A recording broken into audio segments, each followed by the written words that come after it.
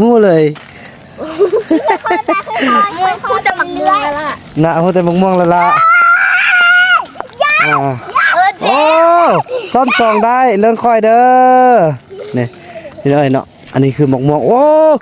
หน่วยใหญ่ขนาดพี่น้องเลยพูดเนาะเดี๋ยวไอ้บุญมีนะกับปันเบาบ่นะเสียดายไว้ไอ้เบเดนบ่ได้ใหญ่เบเดนบ่ได้ถ่ายกล้องนำไอ้เบเดนใหญ่กว่ากับปันเบาบ่นะพี่น้องมะม่วงหน่วยละโลพี่น้องพุ่นว่านั่นนี่เนาะใหญ่กันฝ่ามือเนาะในมันได้เป็นโลพุ่นแหละเนาะเป็นหน่วยกิโลพุ่นแหละโอ้ผมบ่ได้ไปตัดกินด้วยไอ้เบเดนมาแล้วไอเบเดนมาแล้ว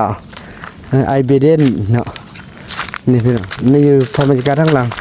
สบายดีไอเบเดนสบายดีแม่ตู้นางเด้สบายดีพ่อตู้เสเด้โดยสิพากันไปอย่างนี้อันนี้ก็จะเป็นผักกูดโดยเป็นน้ำตกตาดเนาะสาธิตน้ำตกตาดถือว่าโอ้ขับเลยนี่เป็นผักกูดอยู่ห้วยเขาเด่นพี่น้องเนาะนี่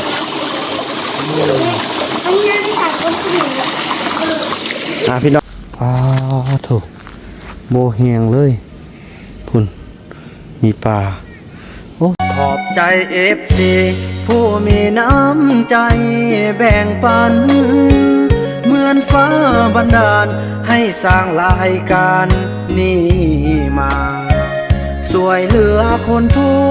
กข์คนจนหรือคนด้อยกว่าด้วยแห่งศรัทธาบุญนำพาได้มาร่วมทาง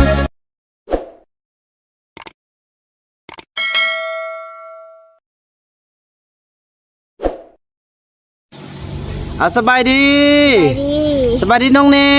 สบายดีโอ้จักเดือนแล้วที่บ่ได้พบกันนี่โดนเติมเนาะแล้วก็น้องอย่างนี้เฟียน้องเฟียใช่แล้วสบายดีน้องเฟียสบายดีนุบสบายดีเด้โดยนี่น้องเน่อันนี้เป็น EP 2เนาะที่ว่าได้มาพบพ่อกับน้องเน่พี่น้องเอ้ยก็ได้ว่าภาพบรรยากาศนี้ก็เป็นภาพบรรยากาศอยู่ที่เฮือนของพ่อเนาะพ่อสมพรสบายดีลูกแล้วก็ทางแม่ซื้อยังก็แม่เอพ่อสมพรแล้วแม่เอเนาะโมเมนต์แม่เอสีตู้สีตู้สี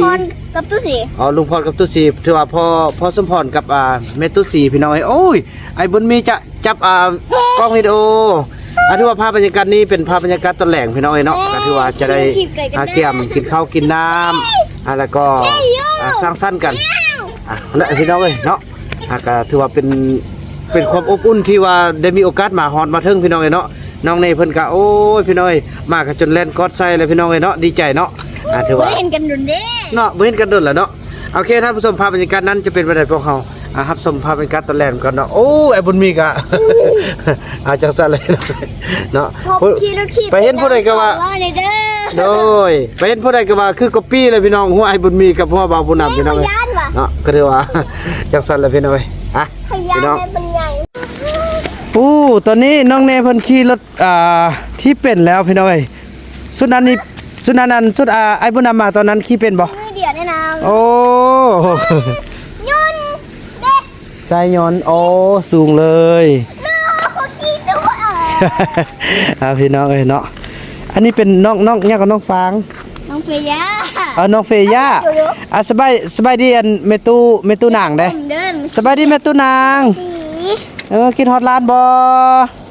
มาลิ้นน้ำลายเด้อเอาไปแล้วอันนี้ได้กินฮอตเมตุนางบ่กินฮอตเนาะบ่เมตุนางมาลิ้นน้ำเด้อในพี่น้องอันนี้เป็นภาพบรรยากาศตอนแรกเห็ดซูชิให้พวกเรากินเด้โดยจำแท้มื้อนี้อันเพิ่นว่าจำลุงเสได้บ่นี่มื้อนี้เพิ่นอันสนับสนุนการถือว่าเฮ็ดแค้วของซาวติกและการของไอ้บุญนำอีกนี่ย่าพี่น้องมีแค้วงามแล้วพี่น้องโอ้ดีใจเนาะไปเฮาไปเบิ่งโอ้ยพี่น้องบ่าวบุญนำเห็นเนาะบ่าวบุญนำเห็นอันสิ่งนึงนี่อันนี้เอิ้นมักม่วงอีหยังน้องเน่อันนี้เนี่ยแล้วตัวนี้เด้นี่แล้วหน่วยนี้เด้น้องเน่อันหน่วยสีม่วงเลยเด้มักม่วงอีหยังเพิ่นว่ามูเลยมูได้แท้ฮะมูได้แท้มูเลย พูดแต่บักม่วงแล้วล่ะ นะโหแต่มะม่วงละละอ่า เจ๊ โอ้ซ่อนซองได้เรื่องค่อยเด้อนี่นี่เลยเนาะอันนี้คือมะม่วงโอ้หน่วยใหญ่ขนาดพี่น้องเลยพูดเนาะเดี๋ยวเด้อไอ้บุญมีนะกับปั้นมาบ่นะ เสียดายไว้ไอ้เบเดนมาได้ ใหญ่ เบเดนมาได้ถ่ายกล้องน้ำไอ้เบเดน ใหญ่กว่ากับปั้นบ่บ่น่ะพี่น้องมะม่วงหน่วยละโลพี่แล้วพี่น้องเพิ่นว่านั่นนี่เนาะ ใหญ่กันฝ่ามือ เนาะในมันได้เป็นโลพุ่นแหละเนาะเป็นหน่วยกิโลพุ่นแหละโอ้อันนี้มันต้นมะฟ้าพี่น้องเนาะ ถ้าไปเบิ่งซิงซาเด้อ อยู่ไส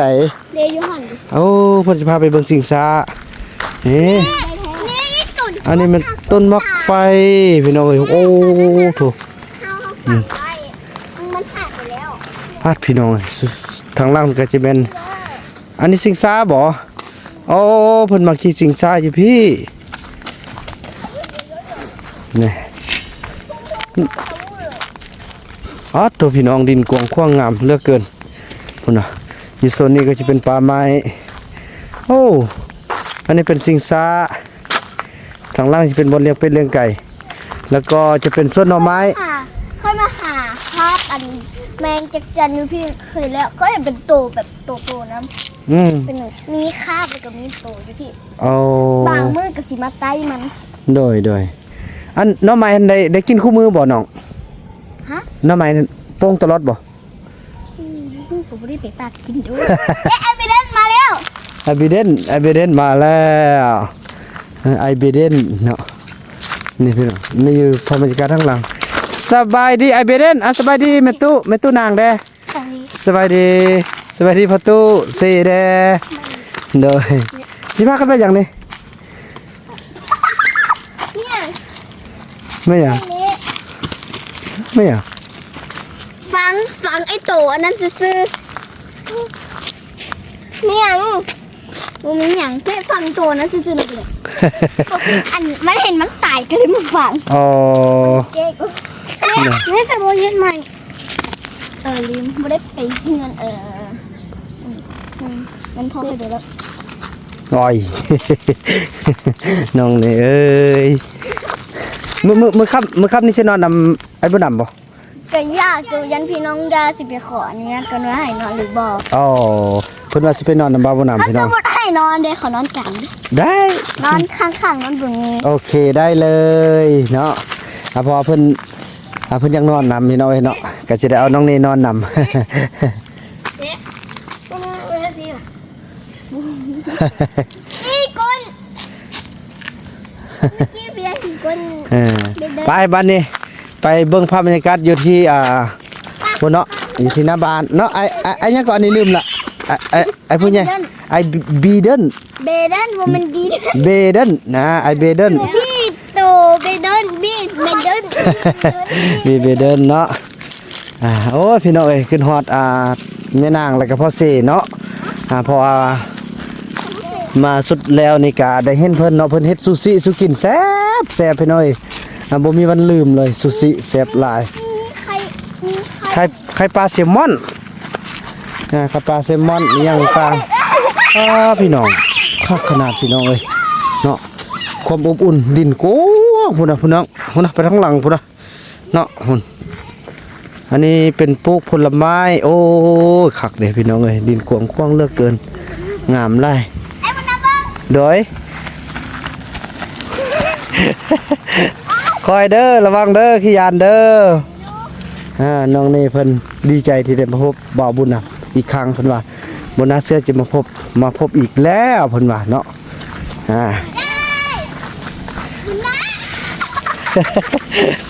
ระวังเด้ออย่าตำกันเด้อค่อยเคี่ยวเด้ออันนี้ภาพอันนี้เป็นห้องของสาวห้องสาวติ๊กน่าจะเป็นห้องนี้โดย แล้วมันคือเมีย ตู้ยังเกาะ เนี่ย ตู้เนีย เนี่ย ตู้เนียอ๋อ สติ๊กในห้องทางนี้พี่น้องเนาะเมานำห้องสุดทนน่าจะห้องนี้บ่ห้องสติ๊กนี่ห้องนี้บ่ห้องกวางได้พี่น้องเลยโอ้อบอุ่นเนาะถือว่าอยู่มากันหลายคนนี่โอ้ นังเนยเห็นบ่อันนี้ก็จะเป็นผักกูด โดยเป็นน้ำตกตาดเนาะสาธิตน้ำตกตาดถือว่าโอ้ขักเลยนี่เป็นผักกูดอยู่ห้วยเขาเด่นพี่น้องเนาะนี่ อันนี้ได้จากคนที่ พี่น้องพอจะได้ไปพุ่นบ่ได้เนาะพี่น้องเพอมีเสียงเพลงเนาะก็ถือว่าจะนี่กับที่นี่ ถ่ายฮอดแต่จุดนี้แล้วพี่น้องให้ถือว่าน้องเน่เพิ่นดีใจเนาะที่ได้มาพบมาพ่อบาวบ่นำเพิ่นดีใจเด้พี่น้องเอ้ยบาวบ่นำก็ดีใจคือกันดีใจที่ได้มีโอกาสมาสัมผัสกับครอบครัวใจบุญเนาะนั่นก็คือทางครอบครัวของพ่อสมพรเนาะแล้วก็แม่ตู้สีเนาะ เนี่ย แม่นบ่น้องเน่แม่ตู้ยังเกาะอันพ่อตู้สมพรกับพ่อตู้ยังเกาะสี่เนาะแม่ตู้สี่เนาะพ่อสมพรแล้วก็พ่อสี่พี่น้อย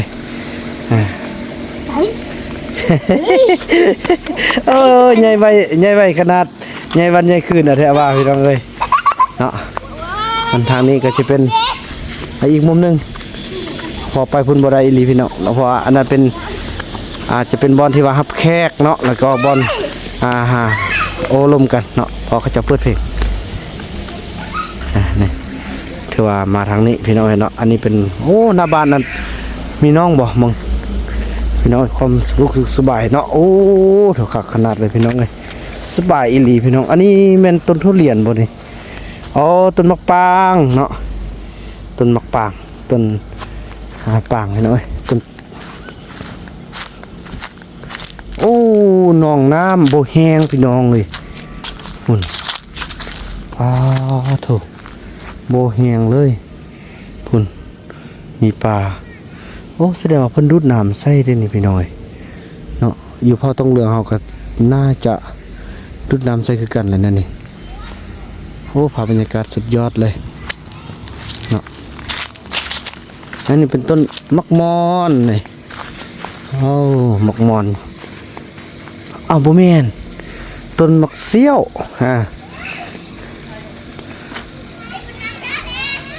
อันนี้ก็เป็นโดย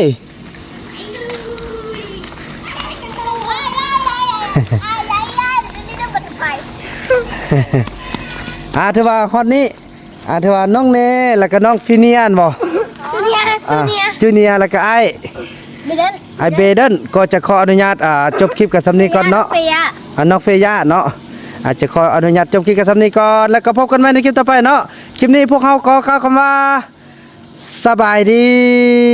นบเดี๋ยวดบสบายดีเด้สบายดีบ๊ายบายเด้บ๊ายบายพี่น้องเนาะนี่ก็ let's go